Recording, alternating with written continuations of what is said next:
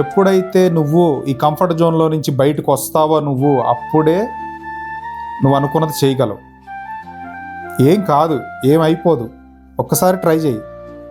తర్వాత ఇంకొక 6 months తర్వాత అనుకుంటావు, అరే పలానా రోజు నేను ఈ డెసిషన్ తీసుకోవడం వల్ల మంచి డెసిషన్ అయింది, నేను ఆ కంఫర్ట్ జోన్లో నుంచి బయటికి రావడం వల్ల ఈరోజు నా జీతం పెరిగింది, నా కుటుంబంకి అవసరమైనటువంటి నీడ్స్ అన్ని కూడా నేర్చుకోగలుగుతున్నాను అనే ఒక మంచి డెసిషన్ నేను తీసుకున్నాను, మీరు చాలా హ్యాపీగా ఉంటారు. నువ్వు ఎప్పుడైతే ఆ కంఫర్ట్ జోన్లో నుంచి బయటికి రావో ఆటోమేటిక్గా నీ జీవితం కూడా అలాగే ఉంటుంది.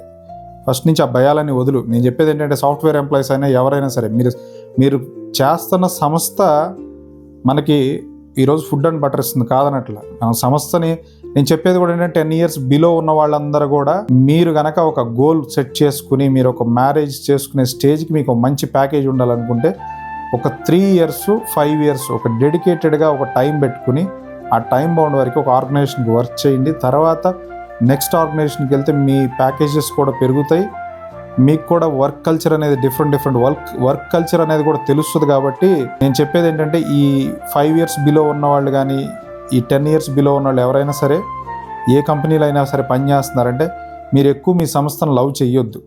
అలా అని చెప్పి నేనేదో మీ కంపెనీలు మానేయమని కాదు. మనకి ఎండ్ ఆఫ్ ద డేకి ఏంటంటే మీరు దేనికోసం పని చేస్తున్నారు? We are all work for end of the day money, we need money. Okay, మనం పనిచేస్తున్న సంస్థలో మీకు కొంతమందికి రికగ్నైజేషన్ ఉండదు, కొంతమంది ఎంత పని చేసినా కూడా వాళ్ళకి అదే జీతము, వాళ్ళకి అక్కడే ఉండిపోతారు. కాబట్టి ఒక స్టెప్ తీసుకోండి, మారండి, కంపెనీస్ మారండి, ఏమీ కాదు. ఎలా అంటే ఒక చిన్న ఎగ్జాంపుల్, అదే కంపెనీలో ఉంటూ అదే మేనేజర్ చేత రోజు తిట్లు తినుకుంటా అదే పని చేసుకునే కన్నా కొంచెం జీతం తీసుకుని వేరే కంపెనీకి వెళ్ళి వేరే మేనేజర్ చేత తిట్లు తినుకుంటా పని చేసుకోవటం బెస్టా, అదే కంపెనీలో అనుకుంటా అదే జీతం తీసుకుంటా అదే మేనేజర్ చేత తిట్టించుకోవడం బెస్ట్ అనేది మీరు ఆలోచించుకోండి. ఎందుకంటే కొంచెం జీతం ఎక్కువ తీసుకుని వేరే మేనేజర్ చేత తిట్లు తినుకుంటా అక్కడైనా మేనేజర్ తిడతాడు కంపల్సరీ.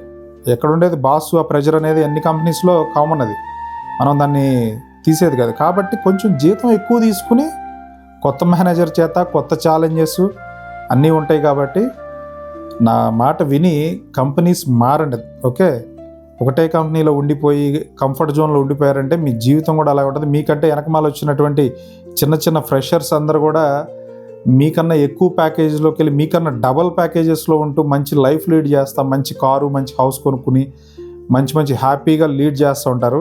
కానీ మీరు చేసేటటువంటి మిస్టేక్, మీ మీద మీకు నమ్మకం లేకపోవటం వల్ల మీరు అదే స్టేజ్లో అక్కడే ఆగిపోయి అక్కడే ఉండిపోతున్నారు.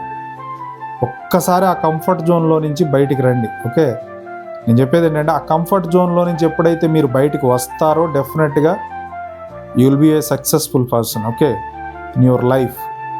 కాబట్టి ఒక్కసారి ఆలోచించండి, నేను చేస్తుంది కరెక్టా, నేను ఎన్ని ఇయర్స్ ఉన్నాను, ఒక్కసారి మారదాం, ఇది కరెక్టే కదా, నా కొత్త మేనేజర్ చేత కొంచెం జీతం ఎక్కువ ఇప్పించుకుని వాడి చేత తిట్టించుకుందాం అని తిట్టేది కామన్ ఆబ్వియస్లీ, రైట్? కాబట్టి ఇది అందరూ ఆలోచిస్తారని చెప్పి ఒక్కసారి మారండి. ఏమి కాదు, లైఫ్లో ఏమైపోద్ది అదనే కాదు, మీరు ఎక్కడున్నా సరే, అది బిజినెస్ ఉన్నా ఇంకోటి ఉన్నా ఏదన్నా కొత్త ట్రెండింగ్ ఏంటి, మార్కెట్లో మనం ఏ విధంగా సస్టైన్ అవ్వాలనే దాని గురించి కూడా ఒకసారి ఆలోచించండి.